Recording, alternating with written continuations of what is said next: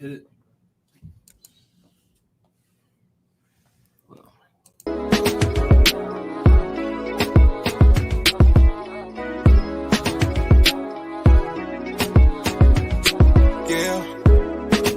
Money like cashier, you know. Get the money like a cashier, you know. Customer, clientele. I was broke, that was last year. Getting money like cashier, you know. Get the money like a cashier, you know. Benjamin, nothing less. I was broke, that was last year. Don't change, I never switched up. Been down since day one. Stay social. People change, I never switched up. Hey, what's up? Welcome to Dope Black Thoughts Live. Yes, new format, new platform. My name is Marcus Ivy. Kevin Cox here. I'm Hashim, also known as Hashade. Mike Carter, aka the Paperboy. And we got a special guest here with us today, Mr. Prince Dykes. He actually was on one of our original shows. Go ahead and introduce yourself, Prince. OGs, man. Go ahead and introduce yourself. I did it. Last time I was on, I was live in my basement. But I'm glad to be back. My name is Prince Dykes here. I don't know. I'm nobody special. Okay. Just a guy with a couple thoughts. Hey, you're in the right be, place. As long as you got some dope black thoughts, it's all good because you're here with us. That's the right thing. Definitely, I appreciate that. So, and the last time Prince was on the show, we really had a conversation that revolved around, the myth of breaking this myth that do black people invest? Mm-hmm.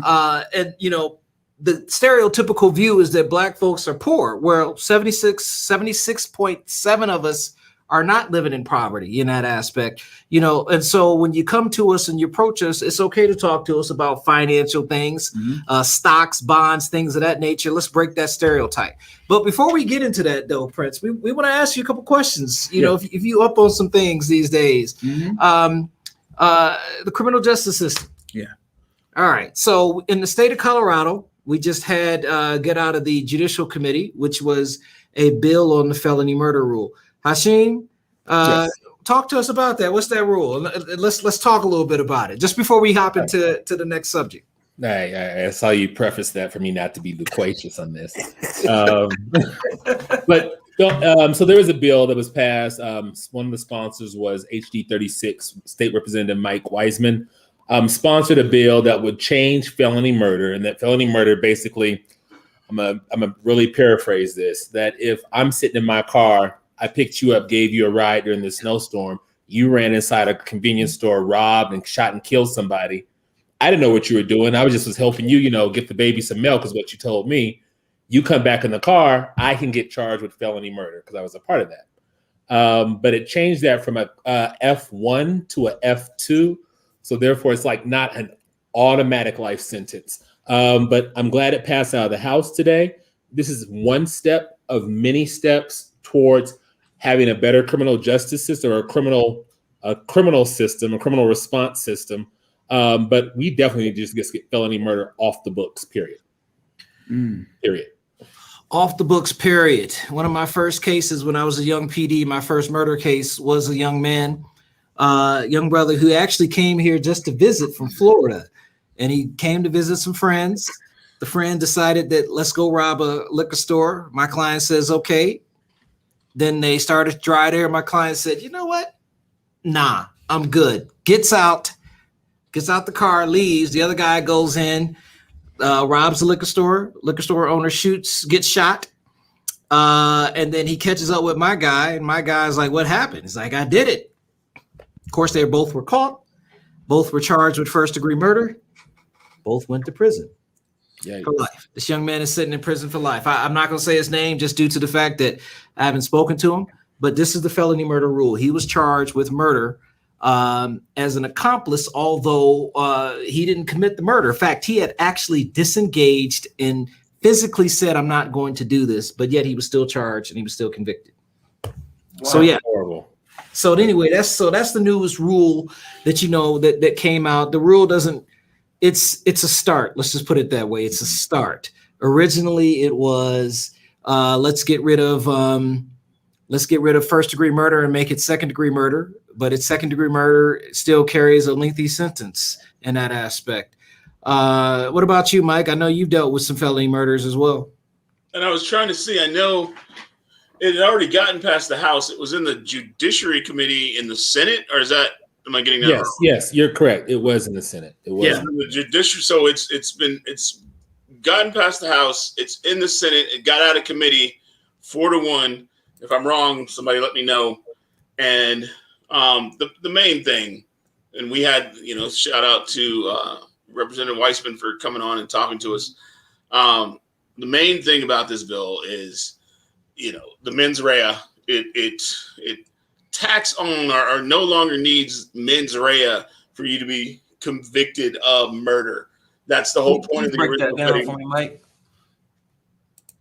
What is mens rea? Break it down. He said, write it down. They said, write it down. Break it down. What is mens rea for us non-lawyer folks? Okay. And so mens rea, the act. There's two things that 90% of a crime needs. You need the act and you need the mental state. Mens rea is the mental state. Actus rea is the actual act. So with the mens rea, I try to hurt Marcus, and I hurt Marcus. That's mens rea and actus rea being combined. Thing about it is, I try to hurt Marcus, I hit Kevin. All right. So actus rea is actually I tried to hurt mens rea. I want to hurt Marcus, but I end up hitting Kevin. What felony murder did was, we don't care what your mens rea was. We don't care what you were thinking. The person you're with, he wanted to kill Marcus. He wanted to hurt Marcus. He did it. And part of felony murder is you have to have a, someone's no longer with us. He did it, but you were with him, and you had some kind of predicate act. You were some kind of previous act you two agreed to commit. And while you didn't know anything was going to happen to anybody, you just thought we were going in to rob the grocery store, or we were just going in. You were just driving away from the store. You didn't know anything else was going to happen, and you were now responsible for everything the other person committed, up to and including the felony murder. You are now responsible for that murder. So it takes away, and the thing about felony murder is it is a tool used against young Black and brown people to make them take plea deals. We've had this conversation. It is a hammer. It is a tool that the DA uses to scare young people into taking plea deals and admitting something. Because all you have to have, there's 6 of us. What is it? 5 of us right now. And God forbid we all decide we're going to do something illegal. I don't know. Hashim is crazy, right? Right. I'm just picking somebody. Hashim, I'm just picking somebody. Marcus brings him in. Like, that's your boy. Marcus brings him in on this deal. I don't know, your boy's crazy. All of a sudden, he does all kinds of crazy stuff. We're all sitting there with a felony murder charge. We're all sitting there. And the key, the scary part is F1. What the law is right now, F1, they don't get no bigger. Do not be confused in the state of Colorado. They don't get no bigger. And so now I am facing the exact same charge that Hashim is, that he may have committed the act. He's the one who went out and did it. But I am now facing that charge, and they'll come to me. And this is real simple. They'll be like, hey, Carter, hey, paper boy, you take this plea, we can take that F1 off the table. But I didn't do anything. Yep. Yeah, you didn't do anything, but you'll do that same life bid as the other guy. So take this 20-year plea. Yes. Instead of life, even though you didn't pick up a weapon, you didn't kill anybody. You are so on point, Kevin, because those are the numbers they start. You sitting there talking to a dude who ain't been on this planet for 20 years, and his choices are 20 years of life. So, well, there you go. There's a summation. So we are all Black men here, and essentially we don't subscribe to the stereotype in that aspect. And so I know we just kind of wanted to get that out for the folks that watch us and that we'll watch this later on. We just want you to know we know what's going on. We watching it. We know it got out of the committee 4-1. But let's turn to something slightly a little more positive in that aspect, which is why we got Prince on the show. And just to talk to us a little bit. Let's say let me ask this question. Hashim, you got some stocks that you invested in? I don't. Oh. I'm probably the least invested person out of all the entire crew. Oh, well, shoot. Well, there you go, Prince. How do we get a young black man to start investing, no matter the age? What do we do? Well, certainly not so young. Young at heart. Yeah, I will say the first thing is right now in 2021, we have the most accessibility in the market than we ever had before.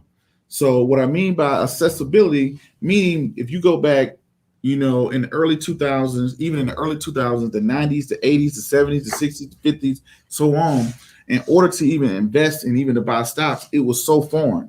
And what I mean by it being so foreign, you had to have a stockbroker. The transaction fees was very high because back then there was no electronics. Electronics didn't get really introduced into the market until the 80s, which some people say that kind of contributed to the 87 crash. But right now you have so much accountability now, accessibility now, because anybody can pick up a phone, anybody can log on to a plethora of websites out there, and you have YouTube University, you got podcasts and things like that. So one, you have the most accessibility that you've ever had. Number two, when you look at investing world, number two, you start with what you know. Your circle of competency. So every day you are contributing to the stock market, whether you realize it or not. Everybody's out there. You're going to Walmart, you're buying your Nikes, you got an Apple computer. So start off with things that you know very well. Also, utilize your profession. Your profession, you may be, you're an attorney, right? Mm-hmm. And by you being an attorney, you may deal with certain products or services that I may not be privileged to know about.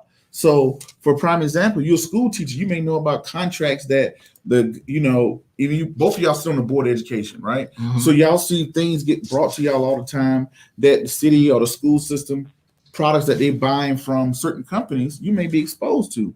So use your profession. Everybody has some type of profession, whether you work in healthcare. There's some things in healthcare that I never know, I never understand, like a nurse will or a doctor.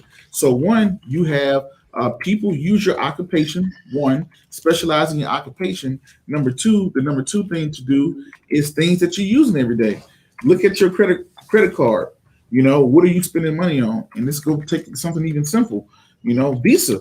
How many people got a Visa card in their pocket that you've been using for the last 10, 15, 20, 30 years? So start with what you know and use benefit from the accessibility that you never experienced before, that now anybody can pick up a phone, log onto a website, and you have the most access that you didn't have.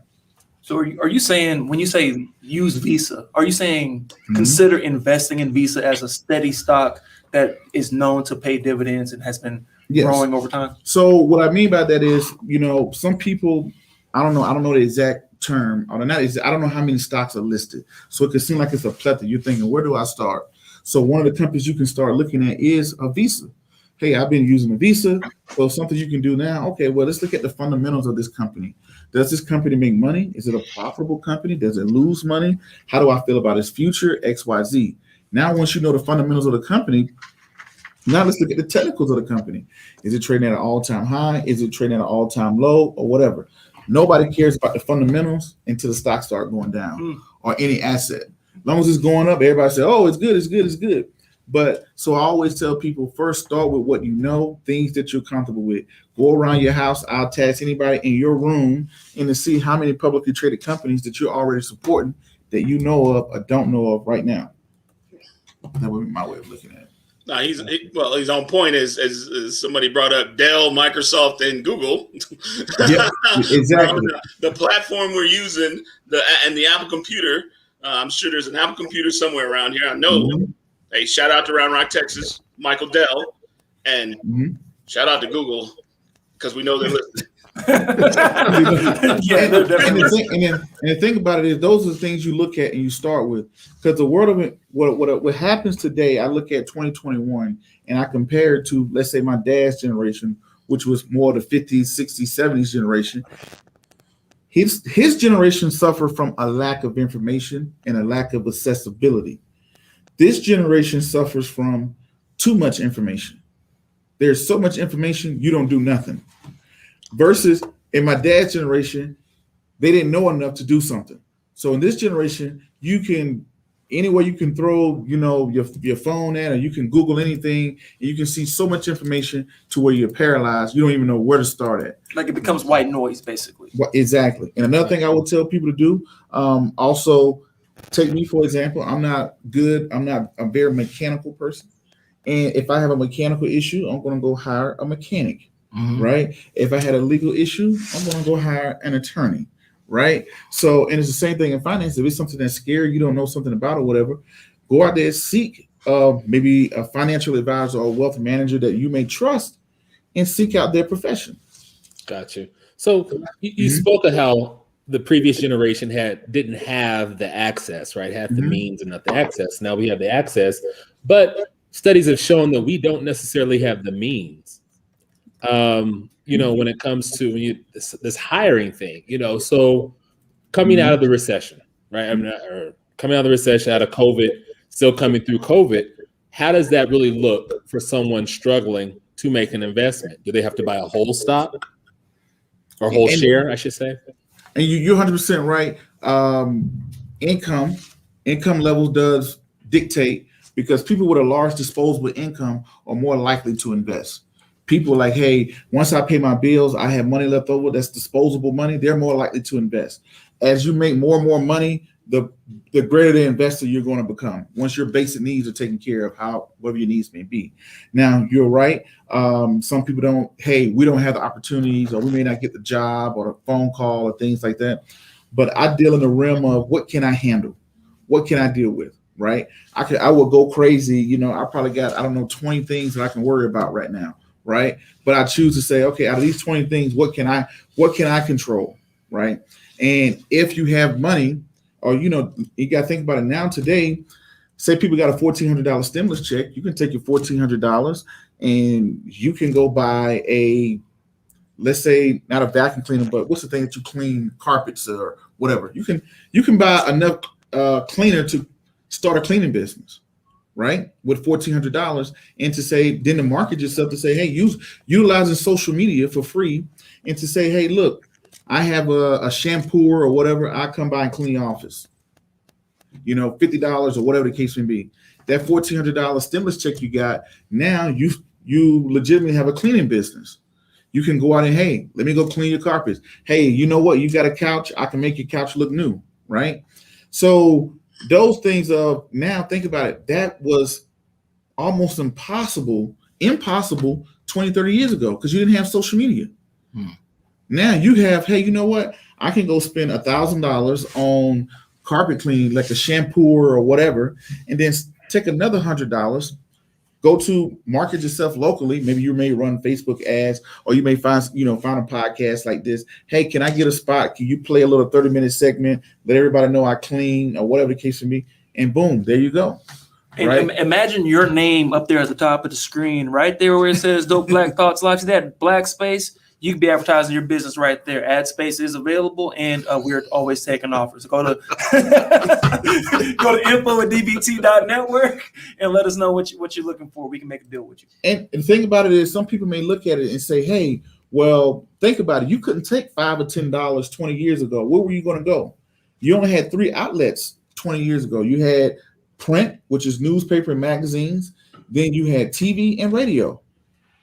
That space was so cluttered. It was so expensive. A small person couldn't say, I have $20 and be able to get something, or whatever the case may be. But now you have social media, this very powerful tool that you can start an Instagram page. You can find smaller influencers in your area. Hey, I have $100.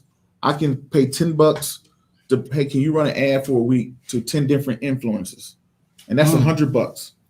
Now you got your little business already. Hey, just give me a phone call. I seen one guy that I thought was a brilliant idea, Well, what he does is he comes out to your house and fixes your windshield if it's cracked. Like your insurance paid for it. Yep. He come to your house, fix your windshield. One of the other guys, you see mobile mechanics. I don't even need to have a mechanic shop. Now I can use my social media or whatever. Then I can go out and say, hey, you know what? I'll come to your house. I'll fix, whatever it is, change your oil or whatever.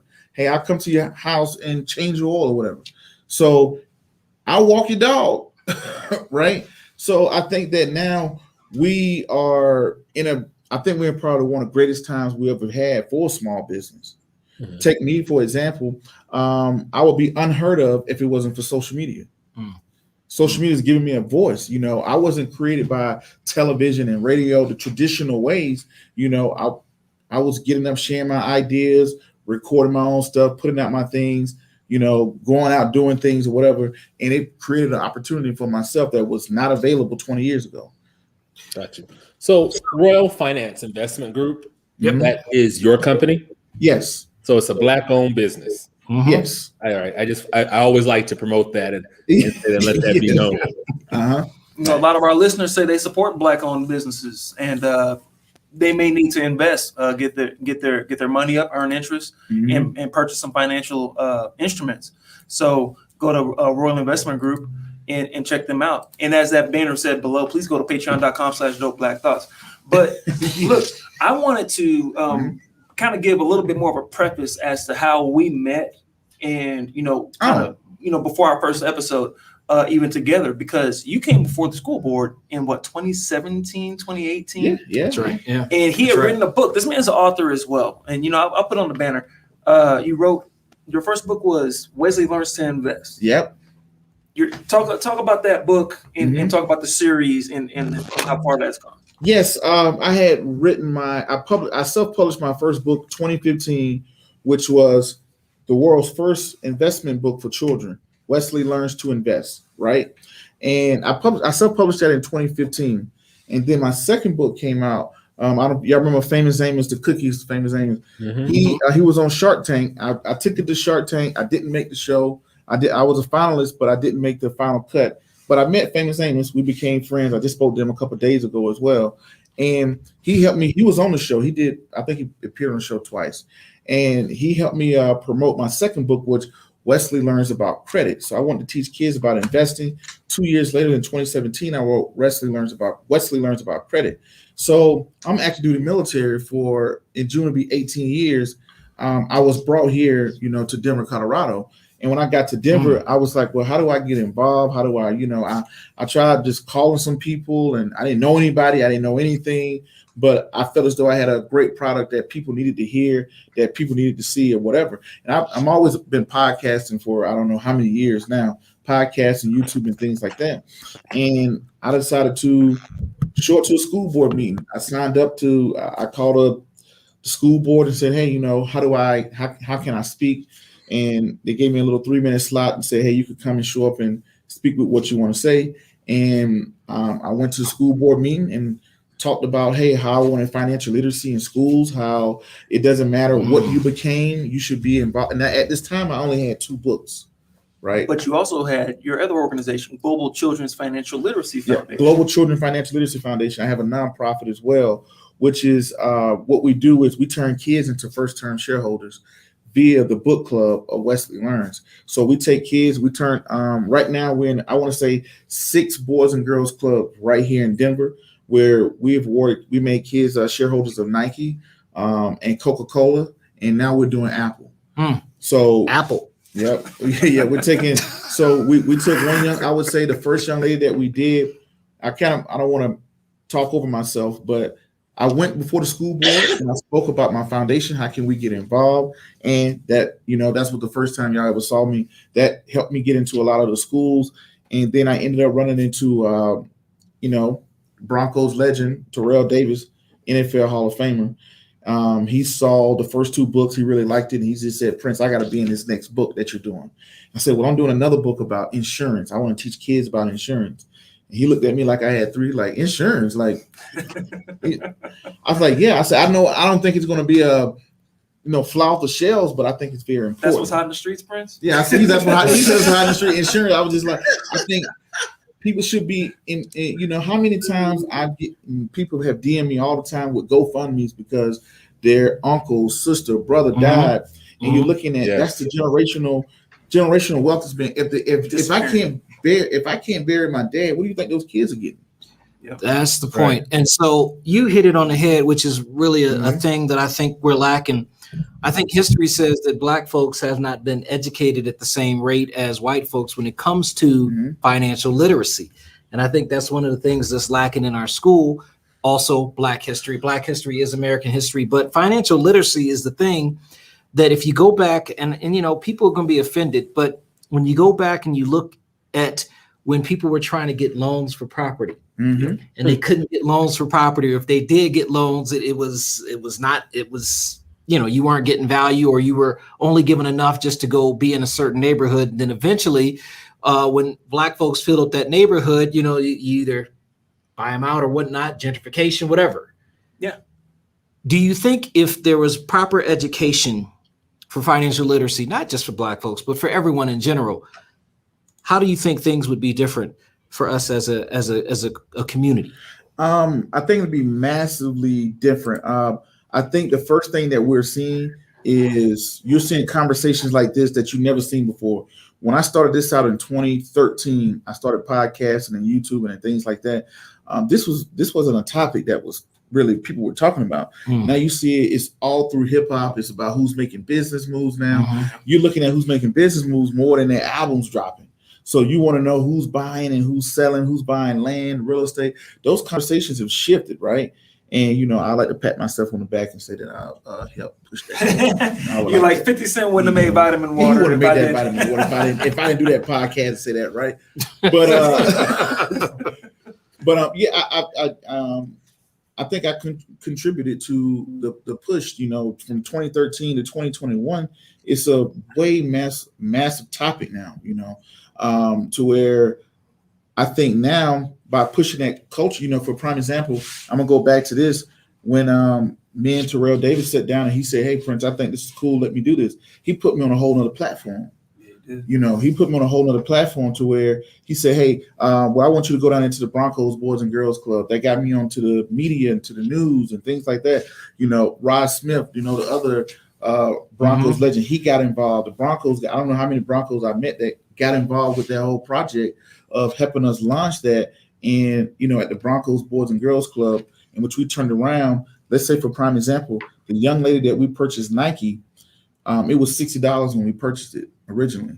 And that was 2 years ago. She was the first ever young lady. Her dad is Mo Ford, right? Josh Ford, who was a Colorado, the CU. He was a CU running back, right? It was his daughter. She was the first ever one that we awarded stocks to. And you look how much Nike costs today. How much is it? Are they going for today? I can tell you right now. Let's look them up. Yeah. So I want to know what kind of return on investment. Yeah. So you know, we could have awarded that young lady. We spent we brought her 2 shares of Nike at that time. 143 right now. Now it's 143. At the time we bought it, it was $60, right? Oh, so she's so we brought her. She held on to that. I hope. When we bought her 2 shares and we gave her a nice, you know, certificate. Now we could have bought her $100 worth of toys and whatever, but by us doing that, her dad got the stocks and shares. Our foundation awarded her the shares because she read each one of the books. She took a quiz on each one of the books, and she won the book club to raffle off to win the Nike shares. So now her dad sees that, and we didn't even calculate the dividends that she collected because Nike does pay a dividend. Yep. That now her dad is saying, you know what? I want to buy this. I want to buy something.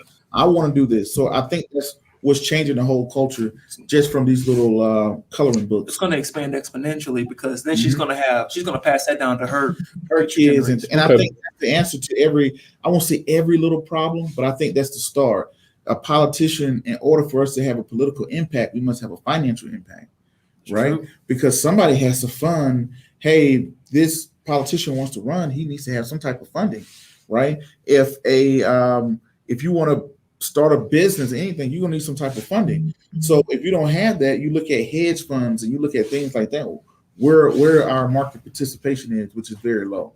So I think by having these conversations, when a kid turns 18 years old, credit shouldn't be something they're learning. Insurance shouldn't be something that they're learning or whatever. So Right. And, you know, and there shouldn't be a light or a cable bill in that kid's name already as soon as they turn 18. Yes. Second or third. But here's the thing about credit. If you can tear something down, you can build it up. That's true. So, Yeah. you know, you heard so many people tell the story. Oh, my mom, you know, had the light bill in my name and it went bad. But how many people can turn around and say, hey, you know, my dad, he had good credit. He put me on his credit card when I was 8 years old, right? If you got good credit, good, hopefully. If you got good credit, hey, you know what? My son is 8 years old. My son has a credit card. Can you do that? Yes. Really? Yeah. If you'd have read Wesley Learns About Credit. I did. Well, dadgummit, I'm about to order the dang book at this stage. That's really crazy. Right. Chris, you should have been like, the answer for your question is in the book. Wow. Have you read the book? Yeah. So this was a positive story, a positive outcome story. What are some of the pitfalls and risks that people have to worry about when doing this investing? Like, can I just download Robinhood and go become rich overnight? Don't do Robinhood. Now, this is what I would say. My first thing is I'm a very optimistic person, right? Whether it's good or bad, I believe in when it comes down to the economy, I'm very optimistic, right? I know there's a lot of ways to say, oh, interest rates are high, Apple is selling off, you know, we had a pandemic that hit through. I'm a very optimistic person. I think we're going to figure it out. I think things are going to happen, right? So when it comes to investing, yes, there is a risk, right? So if you're a novelist person and you're saying, I don't want to just throw my money, that's because Robinhood makes it look like a game. It's almost gambling. It's speculating. Know the difference between investing and speculating. It's nothing wrong with each. If I left here and went to a local gas station and picked up 5 lottery tickets, I'm speculating that I'm going to win something. Versus if I sit down and I study the cash flow statement, I study the income statement, I study the balance sheet, I listen to the quarterly, I read the quarterly shareholders meetings, the 10Q reports and the 10K reports on a company that I'm familiar with, and like, hey, I like this company. I buy the Nikes all the time. I like Nike or whatever, and I make an investment based upon financial knowledge. Now, let's say here it is. I'm gonna give this to you right quick. You want to know how to beat 98% of active investors? Yes, I do. Something that's simple. S&P 500 index. Okay. S&P 500 index. You can invest into the S&P 500 index with $1. Okay. Right? Everybody got Cash App. You can buy stocks off of Cash App for $1. You can buy Nike for $1. That's right. You sure can. Now, here it is. To beat 90% of investors, all you got to do is buy the S&P 500 index. Stock symbol SWPPX. And the reason why I put that one out there, because it has the lowest fees and you can start with it's no minimum. If you went and got the ETF, you'd have to have $300. If you would ain't got VU or SPY, that'll cost you $300. SW 400. I got SPY. That was the first stock I bought. What is PYT? All this. Michael Jackson. Okay. So SPY. That is the Standard & Poor's. It's pretty much the top 500 companies in America. You've heard of Google. Have you heard of Tesla? A little bit. You've heard of the top Facebook, all the top 500 companies in America. That's what the S&P 500 is. So let's say 20 years ago when Blockbuster fell off and Netflix came in, it would have shifted that way right there. So you're no longer invested in Blockbuster. You're all in for Netflix. Yes. So what was that first one you said? The first one. SWPPX. Let me just look that up real quickly. Now, when you look at that one, right? When you look at SWPPX, that's a Charles Schwab S&P 500 index fund. Yes, it is. Yep. And the Charles Schwab, how much does it cost right now? $60.06 a share. How much did it cost last year? I can give you that. Last March, it was down to $41. So $41 to 6. Now look on there and tell me what is the minimum required investment. Can you see? It won't. It's not showing me that. You got Robinhood? No. Oh Lord. No. Okay. I was looking at stocks, but I got E-Trade though, so I can do E-Trade. So on E-Trade, the minimum with E-Trade, nothing wrong with Robinhood either. It's a broker. You know, it's nothing wrong with it. It's better than nothing. So when you look at the SWPPX, right? You can, even though it costs $6, you can invest with it. There is no minimum. So meaning if you had $1 As long as you kept it for 90 days, you got to keep it for 90 days. If you sell it under 90 days, it's going to charge you a $49 fee. It sure does. That's exactly what it says. Early redemption fee, $50. Now, how much is the minimum? There is no minimum. So can you right now? Have you spent those $400? Oh no, have I? I said with that SPY, you brought. Oh that yeah. You Absolutely. could have took $5. Could have took $5. Yeah. And put it right there, right? And then on top of that, you can set it up to where it automatically invests every week $5 into the top 500 companies in America. So right there, that index fund, when you put everything together, it outperforms 90% of active investors. Sheesh. Nice. So is there a good time to buy into that though? Like, so I put it this way, right? I'm not that smart. I'm pretty good at what I'm not. I want to say one of my best qualities is I know what I'm not good at. So if I knew what I know today, of course, I would have threw everything I had and I would have borrowed everything I would have had in March, and I would have brought SWPPX. Mhm. I would have brought Red Robins. I would have brought Southwest Airlines. I can look at that. So the thing about the market, people say, "Oh, is it the best time?" If you can tell me when the best time to buy a stock, you are insinuating that you understand and know the stock market better than anybody else. You can time the market. I'm not smart enough to time the market.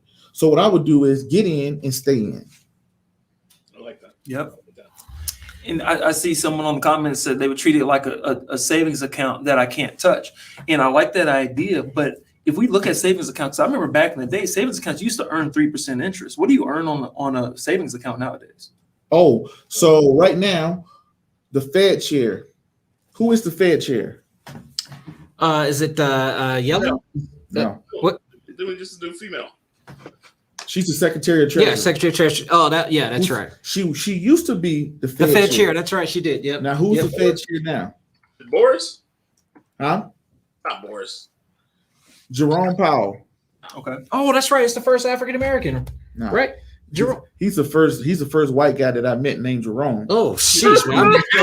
I'm paying attention. That's crazy. Other African American. There was somebody that just got appointed to some place. Yeah, But okay, all right. Anyway, so Jerome Powell. That's crazy. Now I never met a white. white guy named Jerome. He's like He's one of us now. You know what I'm saying? I'm like, okay, but the thing what he did, he's the Fed chair. The Fed chair just spoke yesterday. Every time they speak, they shift the market, right? And what he does is he controls interest rates. So how does this tie into a savings account? Is he lowered interest rates back in March. When the Fed chair lowered interest rates, that's great for investors, horrible for savers. Because when he lowered interest rates, that takes down the interest rates on savings accounts, CDs, all those type of things, right? So the interest that you earn, not The interest that you pay. earn. Yes. So if you're earning less than 3%, maybe 1%, I'm assuming there's some. A savings account right now, you'd be lucky if you get 0.25. Jeez Right. Louise. If you're getting 1% on the savings account, please. But Please if you were to DM me. save, if you were to use that SWPPX as your savings account, you went from $40 to $60 in 2 years. Now let's look at 1 it. year. Let's go back. 1 year. How was it 5 years ago? What was SWPPX at 5 years ago? 5 years ago, let's see. Let me go right back to So I like to hit people with factual data. So they want to be like, hey man, some goofy looking dude said, no, they'd be like, no, he showed us. We saw it. Anybody can look this up. Anybody can Google and see what the S&P 500 is. So when people say, hey Prince, man, I'm having a hard time. A lot of y'all just got $1,400, right? What is $1? You know? 5 years ago. What was it at 5 years ago? 2016. Yeah. Looks like it was less than, it was just about $30. Okay. So right there, right? So that's a double on investment. In So- your savings account. You effectively got a Your savings savings account doubled in 5 years. So on average, how much does the S&P 500 return on average annually? I have no idea. I can probably say that. Or you can Google it. This Mhm. Anybody can just Google what is the average return on the S&P 500. 8%, 9%. Say again. 8%, 9%. 18.3 in 10 years is year to date 18.39%. Now that's year to date so far this year. It did 18% last year. But on average, if you don't account for a real return, inflation, it's about 10%. If you account for inflation, about 7%, right? Inflation is moving at The Federal Reserve, Jerome Powell yesterday said he wants inflation to be around about 2%. Okay. If your savings account is getting 0.25, your money's shrinking. Right. This is called the invisible tax. It's 1.75% tax that no one's talking about. There you go. Look at that. Wow. Kevin, go. You said it yourself. It's the invisible. Nobody comes to you and take it and say, hey, look, hey. But you know, if you're renting, guess what? You get a letter in the mail saying, hey, rent's going up next week. So when Michael, Paperboy, because he got the paper, when he's paying our invisible producer, Jaden, all that big money, Jaden should put it into SWPPX instead of into Bank of America. This is somebody, this is the top 500 companies in the world. Now, I didn't go in there and say, you got to go in here and be a super duper genius. And did I say you need to read financial reports and be a super duper genius or whatever? No, and blah, blah. You say, hey, you just start off with, hey, let me just get that stuff. If you got a kid, a son or a daughter, right? How you help out with their credit? Right now, if you got good credit, you go in there and add them on as an authorized user. Mm-hmm. Yeah. And then you can control how much they spend. Yes, I do know that. I thought you had to wait till 18. No, you can put them. My son has been on my credit card. He just had his 10th birthday yesterday. He's been on my credit card, I don't know, probably like 2-3 years. So I can basically set a limit of what, $20 a month, right? Something like that. You put their allowance on your credit card and they can have their own card. And you get rewards for it. So you should do that with Jaden. I think that's a phenomenal idea. You get rewards for paying allowance to your kids. Yeah, you say, hey man, here's $20. If you put a limit on it, hey, he only can spend no more than $20. You give it to him. And when it get declined, he's declined, right? Now I'm getting rewards in my account. And you know what? People do that. People good. So when people are doing that, and I published this in a children's book in 2017. That's crazy. Yeah. Well, I just learned something. I'm probably gonna do this. Me too. That's all. I'm like, let me hurry. Gotta be careful with the So now, kids, think about it. So now let's put a disclaimer there. Now, if you get reckless with your credit card, oh yeah, absolutely, you can hurt the kid. Oh too. Yeah, absolutely. Now, when they turn 18 years old, they already got a line of credit. They already got a banking account. Every kid should have an investment account. Every kid should have an investment account. Think about birthdays. How can you do that right now? So do you set the investment account up? Do you set it in your name or care of so that because go ahead. Jaden had an investment account. There is a place in Cherry Creek, the kids' bank. Young Americans Bank. Are you familiar with that? Yes, I am. I know Rich. Rich, that's the C guy down there, CEO. Okay, and I know Jaden has not my money, his money. He has. They allowed him to start both a bank account, a savings account that he could put money in with not a credit card, but a debit card. Mm-hmm. I ain't connected him to my account yet. Now the thing about it is, with my belief is that every parent right now should have a custodian account, investment account for their child. You're walking around in America, you're buying clothes, look at this table. Who's making this table? Who's making all these things, right, that are going around? You have to look and say, hey, there's an economical machine that we're excluded from. Houses are building equity. Yes, they are. Look in Aurora. Over the last 7 years, housing have doubled in Aurora. If you were renting, right? If you were renting, or if you didn't own a house or whatever, you didn't get any of that. You get any of that. The second thing is, look how the stock market has done within the last 10 years. Right. If you're not investing, you don't get a piece of that, right? So you essentially have people that are locked out of the economical machine that's moving right in front of their face. So what do you do with someone who's 45, maybe 47, and doesn't have an investment account right now, doesn't have a stock account? Would you recommend anything to them in this aspect? Is it too late to get started? No, it's never too late to get started. I would tell people this right here. If I was to go ahead and tell you, man, my car is making a noise, what should I do, Kevin? Go to a mechanic.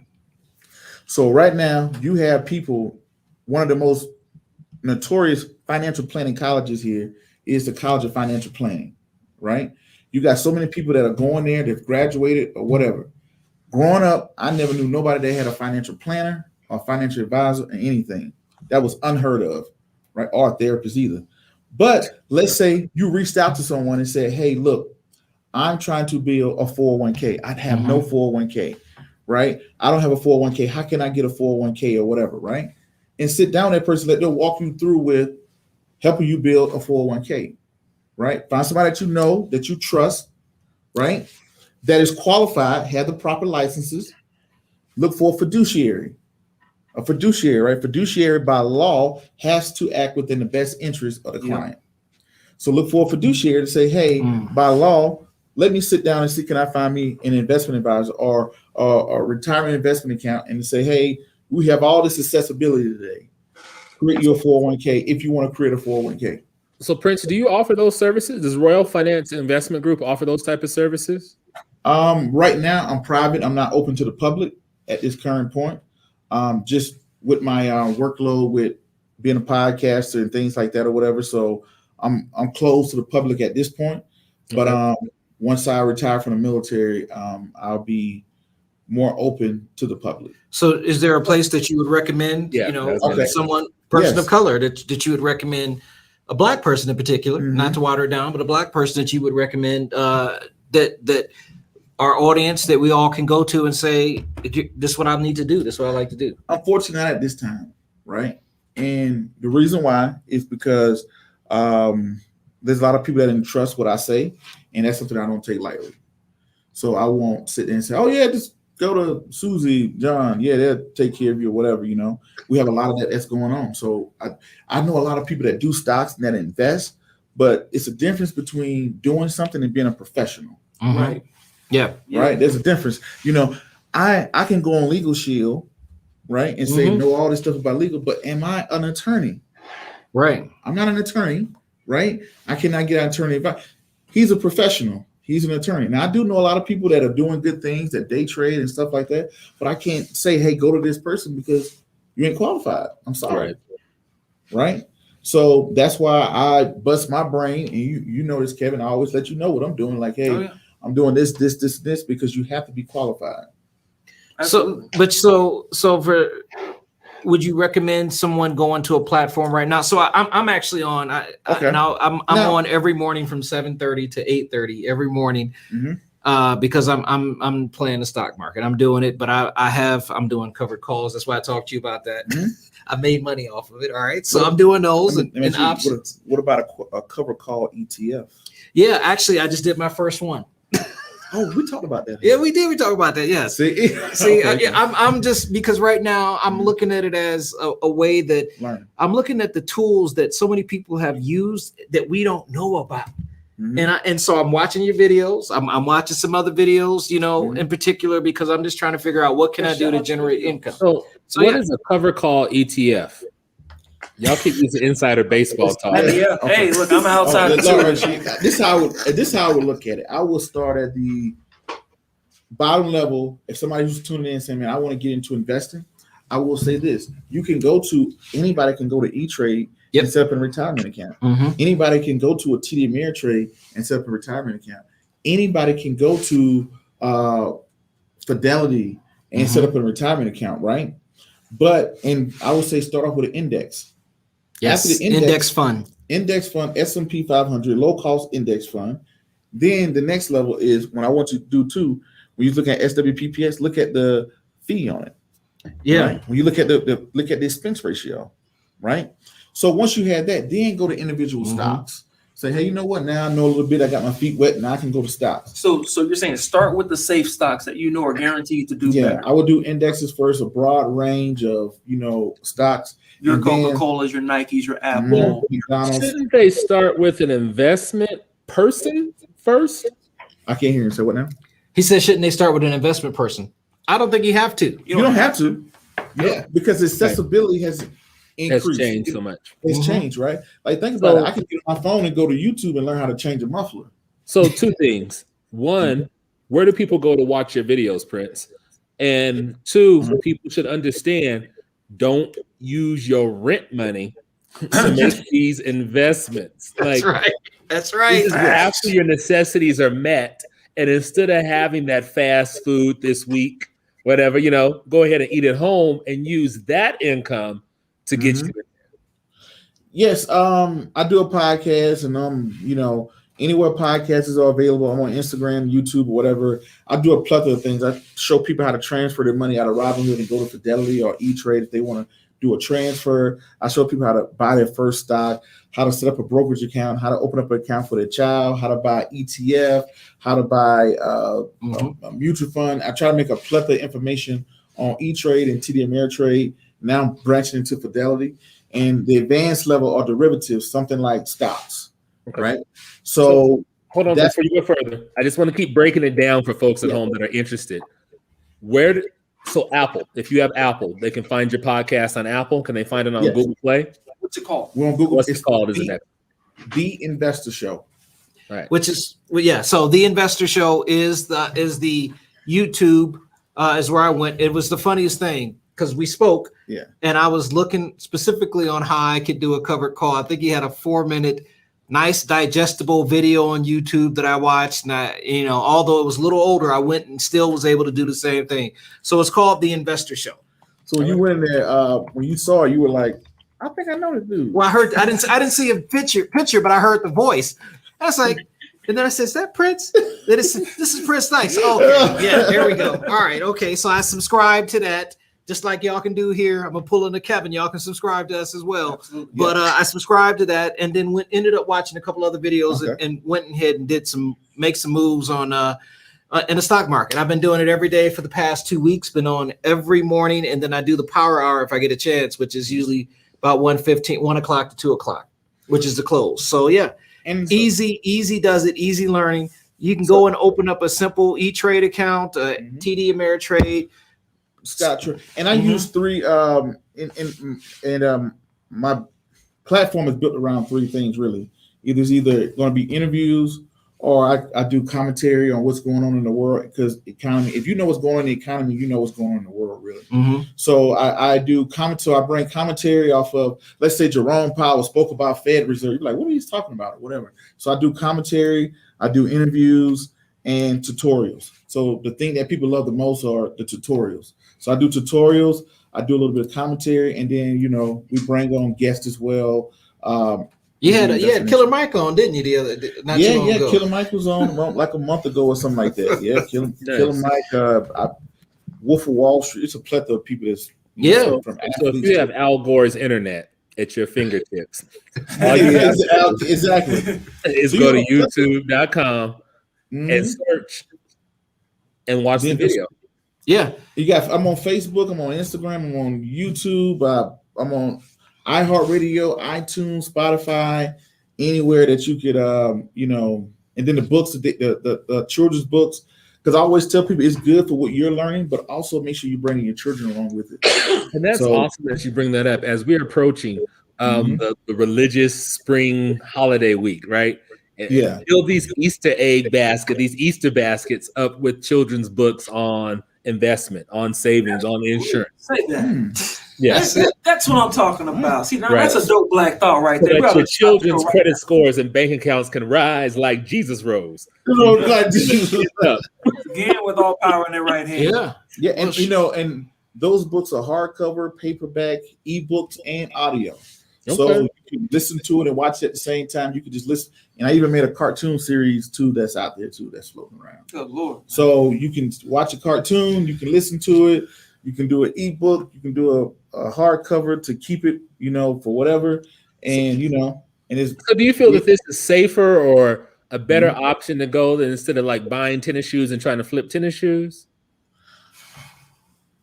Well, I would say this. The Yeezy market is popping though. People, I don't know that market. I like to stay in my lane, right? Exactly. I like to stay in my lane. If I don't know, I'm going to tell you I don't know. Yep. Right? But I feel as though every person in America should be diversified into these 3 spaces. You should own some stocks, you should own some real estate, and you should own or invest into a privately held business. Now, black businesses. Now you got to think about it. Now you got a company like Start Engine. Now, I would tell you this. I launched the app in 2014, and I took it to Shark Tank.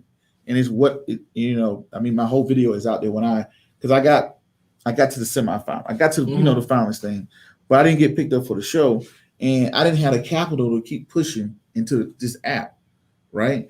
I didn't have the capital to keep pushing into the app and to write the books at the same time. I had to pick one, right? So, and podcast, I was like, I had to choose which one I want to do. I said, if I don't get picked up by Shark Tank, I only have enough capital to pursue these other ventures.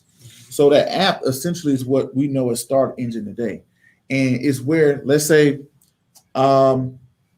this podcast can go put themselves out there on Start Engine and raise capital. I can sit at home and go on Start Engine today. And I got like one of the football leagues that are up there. I don't know if y'all saw the grown men that play football with no helmet. They run into each other, like it's kind of his own league, but they're raising money. For like $500, $600, you could become an owner in that league. Oh, really? Wow. Right? Okay. Because they're trying to raise capital, things like that. So I haven't seen it. I've seen bare knuckle boxing. Yeah, this one is like grown men, like good Lord, we're play, going crazy. Play football or whatever. So, but that's a league. So now you can, if you don't feel like, hey, I'm introverted, I don't want to start a business. I think you should be invested into someone else's business. I think you should own land or your own home, at least your primary residence, or that should be a goal. And you should have stocks. That way you are at least involved. You're at least a part of the economical machine. So here, when people say stock market at all-time high and you don't feel nothing, that's a problem. So is it realistic to take $100, invest it in the stock market and manage it and make $1,000 in, let's say, a year? 2 years. That's definitely doable. But I would say be careful, don't speculate. Don't use it like a crap table. Know the difference. Like you said earlier, don't put your rent money. No, I always tell people invest enough to retire. Speculate on what you can afford to lose. If I go on Start Engine, I'm speculating. It's a company I got in over there. I'm like, oh, it might do something. I got $1,000 worth of Bitcoin. I'm speculating. I'm like, all right, maybe it may do something, whatever. But what I'm putting into my 401k, what I'm putting into my portfolio, that's what I need. You know what I mean? Yep. This is what I need to get to a certain point. So I always tell people, don't speculate. Always try to speculate on what you can afford to lose. What's that Sean talking about in the comments? Rule 72. Okay, the rule of 72. That's how long. If you take your interest rate, pretty much this tells you how long does it take for your money to double. So if you take the rule of 72, and let's say if you have 6%, if you're earning 6% in a rule of 72, what is 62? I mean, what is 6 divided by 72, or vice versa? If I tell you, hey Kevin, you're going to earn 6% every year, how long would it take Kevin to double his money? You would take 72, you divide it by 6, 9 years, and that's 12. 12? Okay. Yeah, 12. So that's 12. Yeah, so it would take you 12 years to double your money. Okay. So you use the rule of 72 to tell you, if you know the interest, you can tell how long it's going to take for you to double your money. So it'll take 12 years to double your money with 6%. Yes, if you had 10%, right? If you was earning 10%, if you divide 72 by 10, that's 7.2. It'll take you 7.2 years to double your money. Okay. So that's the rule of 72. All right. I got a question real quick. Yes. The one I have small investments. That's fine. I prefer, and I think I talked to Kevin and Marcus about this. I prefer drips because I want to get out of the way. I just want to put money in on a consistent basis in a company that I trust, and then just get out of the way, let the company do what it needs to do. Talk to the listeners about not the investment part. I guess it is the investment part. Putting the money in there and leaving it. Okay. Yes. They always say, I'm always going to quote my favorite investor, Warren Buffett, right? And his quote went something along the lines of, the stock market is where money transfers from the inpatient to the patient. Last year, this time, it would have been a great time to buy airline stocks. Because it went down. Yeah, because it went down. Buy low. Okay. It was a great time to buy restaurants, right? When restaurants was going out of business left and right, you didn't know who was going to be next. But some people can't be patient enough because you're touching it every day.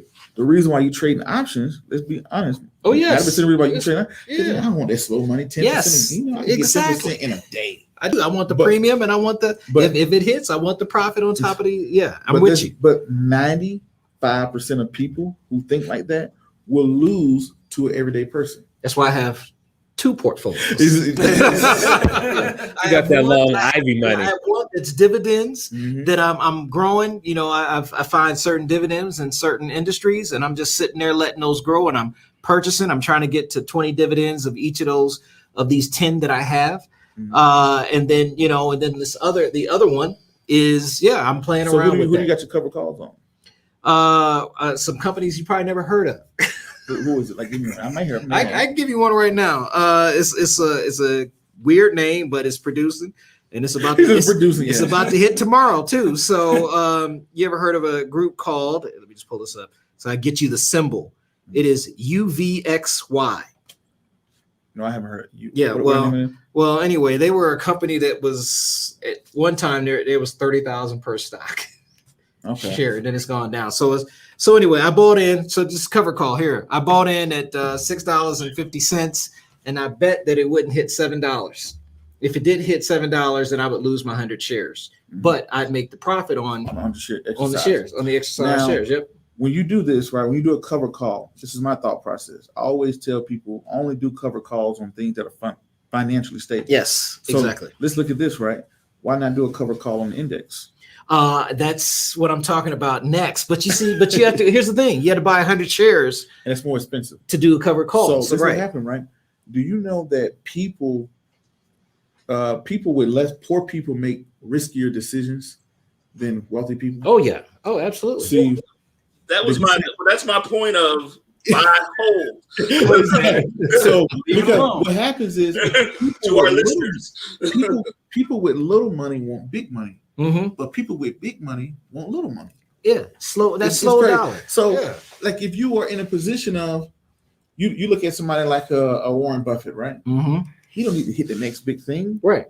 His company is not a get rich company. Berkshire is not a get rich company. It's a stay rich company. I like that. Mm-hmm. I like that. It's a stay I like that name. Stay rich. Now, I want to give Mike some credit. I want to go back to what you were talking about, Mike. You're talking about that drip, and that's not literally, I want the money to come in drips. It's dividend reinvestment plan, right?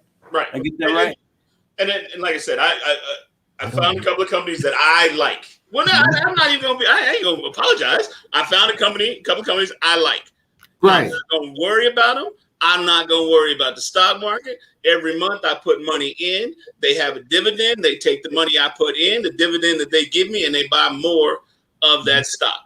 Mm-hmm. I would need the whole company to melt down, and I'm not buying companies that do that on a regular basis. I'm buying Exxon, Coca-Cola. I'm buying even when Exxon goes down. Nike, Apple, So Pepsi. Yes. So Mike, how do you know if your portfolio is doing well? I also have the Ivy index, where I just said, give me the most ridiculous, outrageous thing you can buy, and I'll buy some of that. Well, if I know, so how do you know if your so here it is, right? So how do you know if your portfolio did good last year or not? And when the market goes down, the dividend lags, and my job is not to time the market. I want to own as much as possible. So when the dividend, when the stock goes down, I buy more. Yeah. Let me say this, Mark. Let me ask you this question. If, let's say, at the end of last year, I'll say this going into 2021, what would make you a happy man for your portfolio? Well, no, I got the what was it? Was the end of 2020? I was not happy, but it wasn't. But it's not the issue of I'm not trying to time the market. I want to be in the market with as many stocks as I can of that one company. Does that make sense? Yes. I'm saying this as I think that when most people invest, they don't even know. How do you know your portfolio did good or bad? Oh, well, since I use Apple, I know most people use Excel. Here we go. I use numbers on Apple, and I have a portfolio that I built, so I can monitor my stocks. I know the quantity. I know the gain. You can't afford Apple. I know the price, the Well, 52-week low, the 52-week high. I think I'm missing my point. Well, no, and my question is, and I think my question She's gonna have to jump in and just say it. Well, how long do I need? Do I need to have my portfolio do good? A month? A year? 5 years? Or 10 years? And think about that. For a year, right? What would make you say, you know what? This was a good year. Why would I ask that question, though? Say again? Why would I ask that question? If I'm in it for the long haul, why do I care if it was a good year? I want to let's say if you did it if you measured it for 5 years, what would you say? Okay, no, this is a good 5 years. Well, it would be what you said. It would be my stock versus the index. It would be my stock versus the market. That's what pretty much I was saying. Okay, I got you. And the reason why I asked that question is many people who invest, they don't even, because 90% of the people that invest, right, over time, they don't even beat the index. Mm-hmm. So they'd have been better off if they sold all that crap they had. Yeah. Threw their whole ideology out the window, right? And just got one index. Yeah. Got you. Index funds are great. I'm investing in a couple swap funds. Let me get an S&P 500. Yeah. Right. It's most people that got this. I don't see people who got 300 different positions in a portfolio. Right. I'm like, I don't know what you're doing. Whatever. Right. How can you manage that? How do you know this is doing a good job? They don't realize that. You know what? You'd have been better off if you threw all that away. You need a benchmark to measure it. There you go. So the benchmark of finance is the S&P 500. So, in case anybody feels like the children of Israel after they left Egypt and they're a little lost right now, watch the videos. Go to YouTube, watch the YouTube. We put a couple of videos up on the Facebook page for you guys to put your books up on the Facebook page. It's on YouTube too. It went through YouTube and Twitch as well. And people, you were right. I was saying that because a lot of people, right? I know people like Prince. I got what has investors have amnesia. I'm guilty of it myself. Right. Where when you talk about an investment, you only talk about the goods. You be like, man, I bought this penny stock and then boo, boo, boo, boo. But you don't talk about all the other stuff that went bad. Yep. But if you really look at what you lost and what you gained over time, you'll realize, like, man, I'd have been better off if I just stuck with that. So And I want to hit home again before we leave, is that people need to be realistic and have proper expectations about this. It's not very rarely will it be a money overnight situation. High risk, high reward, high risk, big losses. If that happens, so just be very realistic with it. Don't look at this as I'm about to get a dub and I'm going to flip the dub and I'm going to have all this type of stuff. Because even with that flipping, there is high risk involved in that, right? So I'm just trying to say it in relatable terms that people can have the proper expectations when they go out to venture something like this. Just real quick, and I want to touch on what Prince said and pull it out. We're talking about ownership. We're talking about the whole point, and the three things he went into: real estate, investments, and a small business. We're talking about ownership, and the tragedy of Black culture is we were denied ownership, and we are now in a position where ownership is there. You can go out, you can buy a portion of a company. We are in the midst of where 5 Points is one of the hottest real estate investments, in the state. We have that ability. We just have to be able to keep that and have that ownership to where you can pass on something when you're done. You can pass on some real estate. You can pass on some stocks. You can pass on ownership of a business. But go ahead. That's it. No. He's 100% right. So the thing about it is when people start investing, I want to know, hey, what are you going up against? Knowing, hey, when am I winning or losing? Or, hey, it's just be better if I reallocate my portfolio, to look at certain things. But yeah, we have the most accessibility. It's very cheap to get into it now. And, in all aspects, you can buy land online. Yes, you can. Actually, buy houses in Detroit right now. You know what? You can buy houses. You can buy houses that are already rented. Yep. So this is what's killing me, right? So it's my social consciousness part. Uh-oh. Anytime I hear finance, I'm like, cringe. Am I contributing to the exploitation of my people because I'm investing in these homes in Detroit? But I know that, Sister Essie might be getting put out of her home in Detroit because this big company doesn't have the same compassion that I do while I'm fueling this beast to go out and eat my people. My thing is, when I look at things like that, it's I don't look at it as like, hey, I'm trying to, I'm like, what else can I do? What else can I do? Maybe if I got to a position, maybe I could be in a position where I can give Miss Essie her own home, right? But maybe I can get to a position where, hey, you know what, Miss Essie, you know what? Now I've done well. I have an apartment complex where I can give you. But when I'm looking at the situation I'm in today, what can I do to better it? Can I? Of course, I'm pretty sure if you chase down your portfolio, you'll find out that you probably invested into a company that's doing something crazy, right? But what else options am I left? Right. Funny you should ask. There's one option that's left is that you can support legislation and candidates that are willing to rein in Wall Street and put in these legislations that would make divesting a thing, right? That would actually be ethical investing if there is such a thing. He says that it's because and I look at it this way. This is it's a thing that I always say when I look at the jungle. I always let it go back to this analogy, right? When I look at a monkey in the jungle, I always say the jungle is not fair to the monkey. He got alligators that can run him down. He got alligators in the water. He got people that can run him down. He got all type of things. You eat the wrong food, whatever, right? All he has is some long arms with some little legs, right? But guess what? The monkey is not extinct because guess what? The monkey learned the jungle. He learned, hey, that tiger is faster than me. If he went to the tiger and said, "Tiger, can you not eat 2 monkeys a day? Can you just do one?" The tiger was like, "What? Whatever." There's no ethics in the jungle, right? But he learned, hey, don't go over there, live over here. He learned his environment. Climb that tree, man. He learned, hey, climb this tree. Snakes are over here. When it gets cold, we go over here. When it's hot, we do this.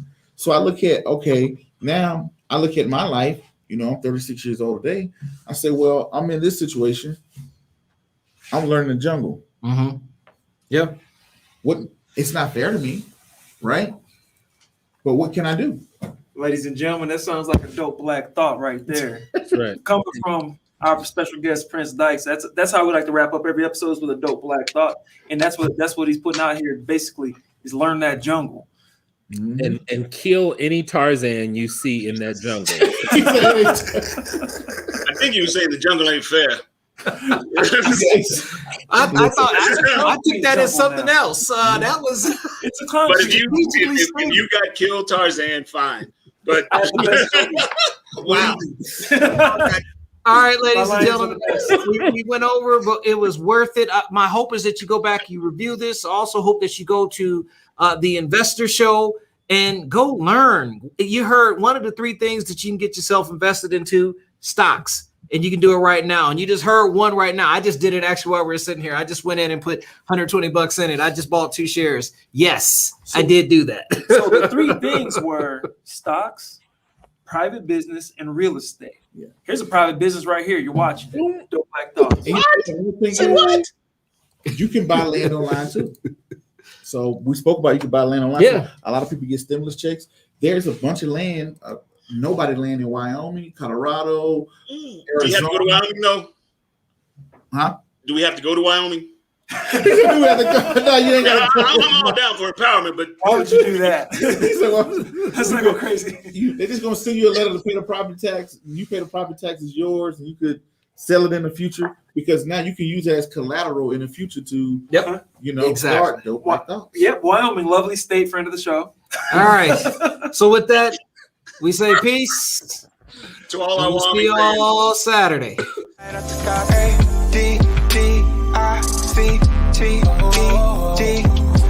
is love?